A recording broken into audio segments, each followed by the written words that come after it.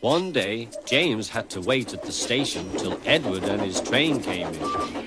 This made him cross. Late again? Edward laughed, and James fumed away.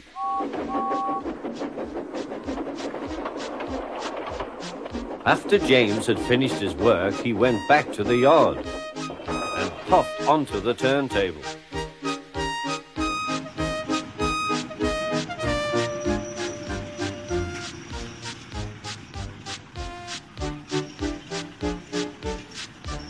He was still feeling very bad-tempered. Edward is impossible, he grumbled to the others.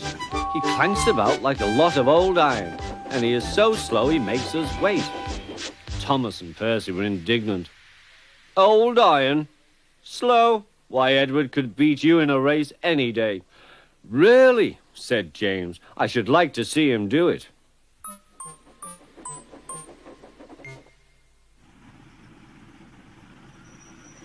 Next morning, James's driver was suddenly taken ill.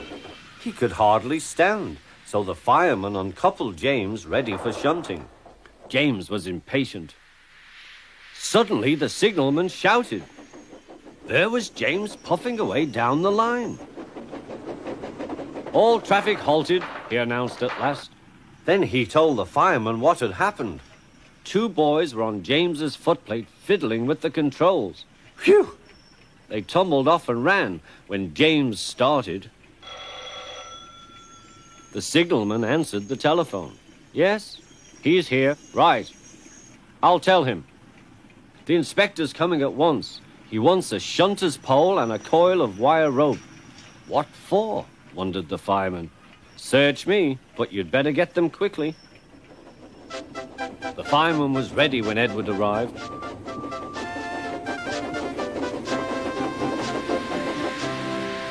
The inspector saw the pole and the rope. Good man, jump in. We'll catch him, puffed Edward. James was laughing.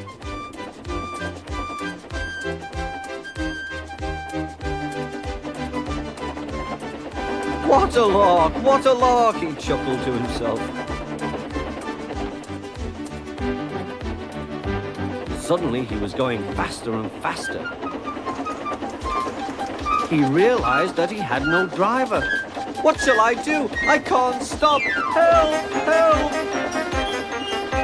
We're coming, called Edward.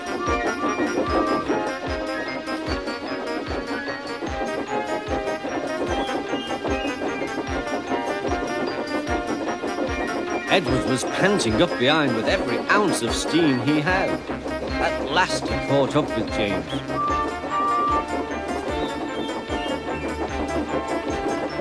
Steady, Edward, called his driver. The inspector stood on Edward's front, holding a noose of rope in the crook of the shunter's pole. He was trying to slip it over James's buffer. The engine swayed and lurched.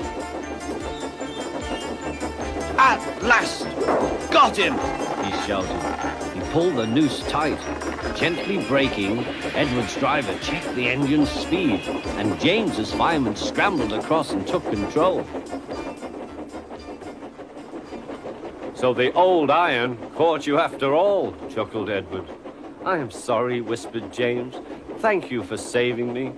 You were splendid, Edward. That's all right, replied Edward. The engines arrived at the station side by side. The fat controller was waiting. A fine piece of work, he said. James, you can rest and then take your train. I'm proud of you, Edward. You shall go to the works and have your worn parts mended. Oh, thank you, sir, said Edward. It'll be lovely not to clank.